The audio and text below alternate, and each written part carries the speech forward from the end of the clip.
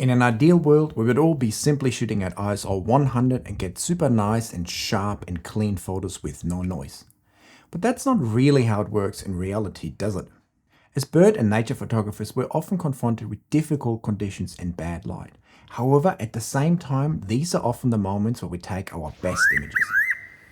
One of the biggest mistakes I see people making is that they use too low ISO values and ruining their images as a result. Of course, using the lowest ISO possible will give you the cleanest and sharpest results, but at the same time, I'm a firm believer that there's no point in using too low ISOs, especially if it comes at the expense of the shutter speed. We can fix a noisy photo, but we can't fix a blurry photo. But navigating high ISO photography isn't just about cranking up your ISO dial, it's also about proper field technique and a good editing workflow. To get the best photos in the field with the least amount of noise, it's important that you nail exposure and also expose as bright as possible. If you regularly underexpose your images because you might want to have a little bit more shutter speed or use lower ISO, you often end up with too dark images that you then in return have to brighten up during the editing process, and that brightening up in the editing process actually adds a lot of extra noise to your images. And oftentimes you're actually better off using higher ISO and exposing properly in the field rather than underexposing and then pulling up the images afterwards. Another factor that can influence the outcome of your high ISO files dramatically is the background. This is something not many people talk about, but the brighter your background is, the less amount of noise it will show. So oftentimes in nature photography we're confronted with very dark green backgrounds, for instance, and these backgrounds will show a lot of noise, especially if you brighten them up in post-production a little bit later on. Whereas if you're shooting at nicer, lighter color background, you can often shoot at much higher ISOs and it will hardly show up in your files at all. However, aiming to get everything right in the field is only the starting point for successful high ISO photography. If you've ever opened a high ISO RAW file in Adobe Camera Raw or Lightroom, for instance, you will notice that it actually looks really terrible. So why am I saying high ISO photography is the way to go, and how can we possibly get rid of this terrible noise? Well, the answer is pretty simple. We need a few helpers, and in particular, I'm talking about noise reduction software that helps us to get rid of that unpleasant grain in our photos and still leaves us with enough details in our files. These days, we're blessed with some fantastic options like Adobe Enhance, DxO Pure Raw, and yesterday, DxO actually released Pure Raw 4, so we're going to talk about that a little bit. And then we also have other competitors like Topaz Denoise or Topaz Photo Eye and All-in-One RAW. Is that actually how you say it? I must admit that I've gotten a little bit lazy over the last little while and I've mainly resorted to using Adobe Enhance simply because it's so easy to use. All you have to do is one right click in Photoshop or Lightroom and you get a pretty good noise-free image with still good results in just a few seconds.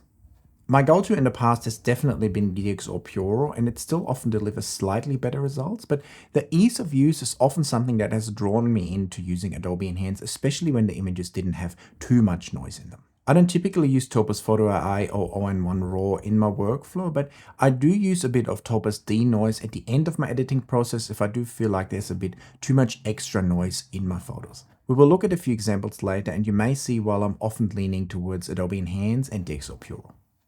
What also helps me dramatically with my high ISO RAW processing workflow is the use of my presets. They allow me with just one click to transform my high ISO RAW files into stunners. And once I've applied the noise reduction in my presets, I run my editing workflow on the images that I teach you step by step in my masterclass that will allow you to get amazing results of your own images.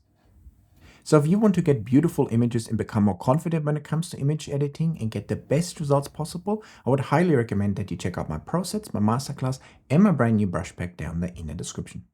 So yesterday, DxO released Pure Raw 4 that has actually implemented a lot of changes that us photographers have been asking for.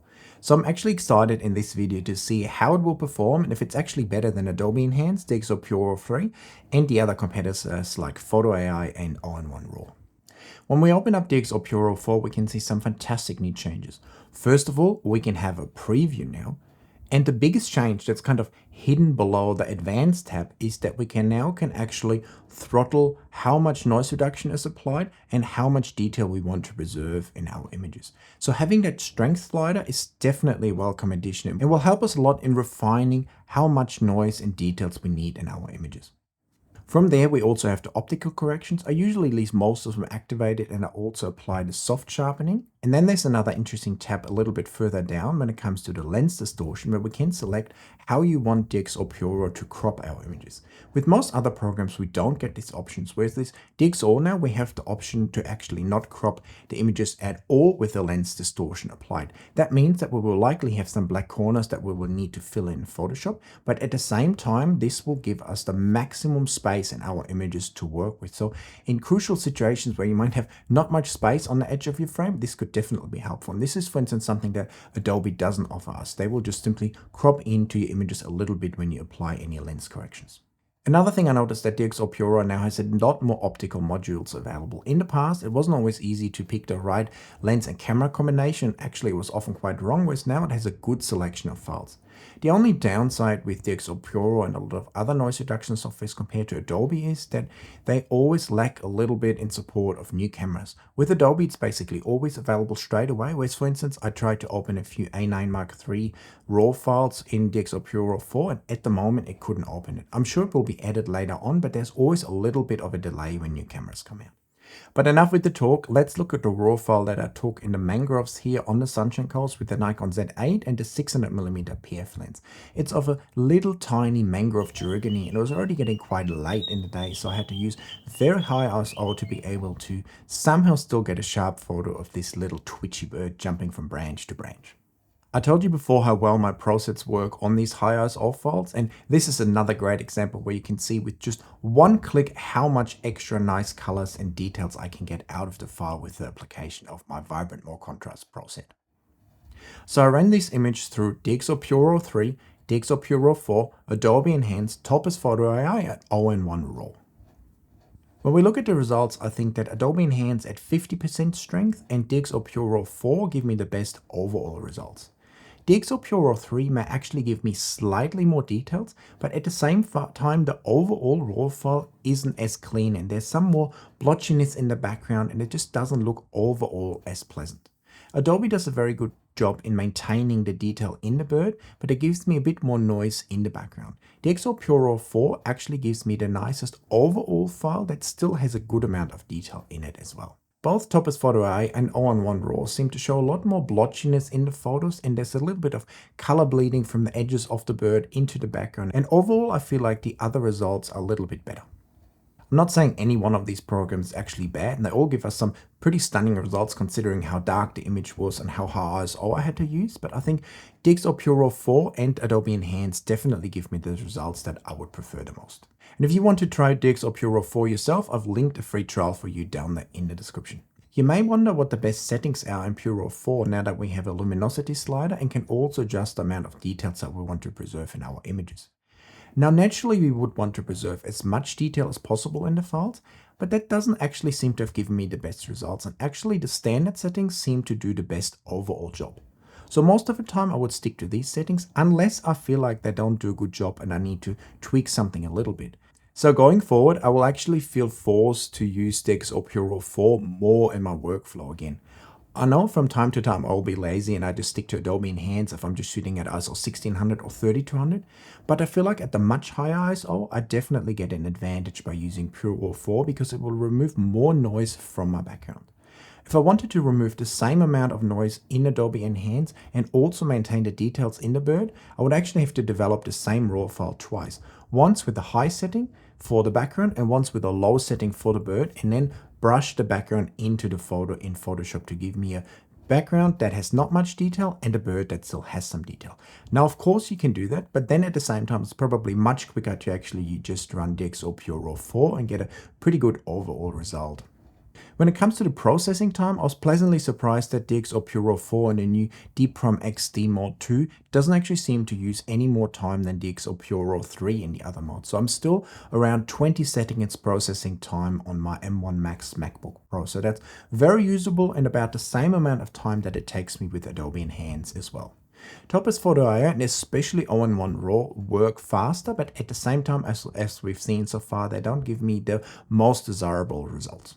One thing we definitely have to remember with all these programs is that the more noise we have in the file, the more difficult it is for the programs to get rid of the noise and still maintain good details and also have a smooth background with no banding. So when we shoot at ISO 1600, for instance, the results of all these different programs will be pretty similar because they only have to remove a small amount of noise. Where the differences show the most is when we're using crazy high ISO files, so let's do that. So here's an image I captured of a Berg's parrot well before sunrise, and this is the biggest challenge with these beautiful little parrots. They usually come in well before all the other birds and well before there's any decent light available, so you're always forced to use very high ISOs when it comes to photographing these birds. This image is from my first ever encounter with a Berg parrot, and it was still super dark outside, and when we look at the raw file we can see that it's terribly noisy. So will any of these programs will actually allow me to get a usable photo out of this noisy mess? And when we look at the results, we can see that some programs actually do and others not so much. To my great surprise, Adobe Enhance and DxO Pure actually deliver me a usable result. And this is also a good example to see the differences between DxO Pure Raw 3 and DxO Pure Raw 4. Pure Raw 4 gives me a nice and smooth overall image. There's no blotchiness and no banding in the background. Overall, the image quality in DxO Pure Raw 4 is significantly better. And now I could also play around with the different sliders and the different sharpening settings a little bit more and might even get a better result.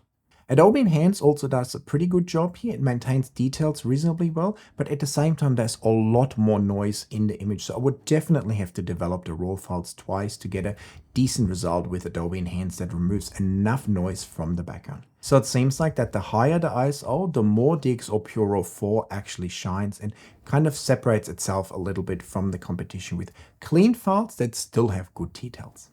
I ran the image through Topaz Photo AI and ON1 RAW as well, but both of the results weren't very convincing to me. There's still a lot of noise in the files, but also a bit of over sharpening going on, a bit of color bleeding and a bit of blotchiness.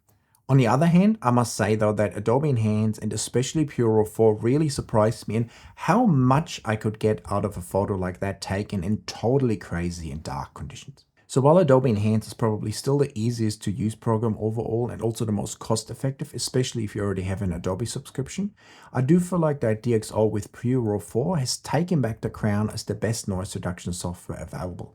It simply gives me nice and clean results and maintains a good amount of detail.